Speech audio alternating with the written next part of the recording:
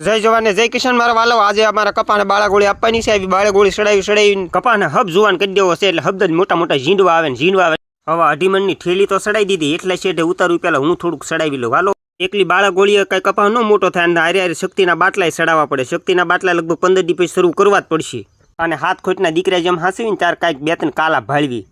થેલી ખંભાઈ સડાવી છે યાદ આવી ગયો ડોલ લેવાનું તો ભૂલી ગયો ડોલ વગેરે હું ખોબે ખોબે નાખીશ ડોલ આવે એટલે હળી કાઢીને સીધો હેઠલા શેઠે આ કપાને બાળાગોળી આપવાની છે બાળાગોળી આપણે ખંભે સડાવી છે અને આ બાળાગોળીથી કપા જોજો વધે વેચના કરતા કાઢશે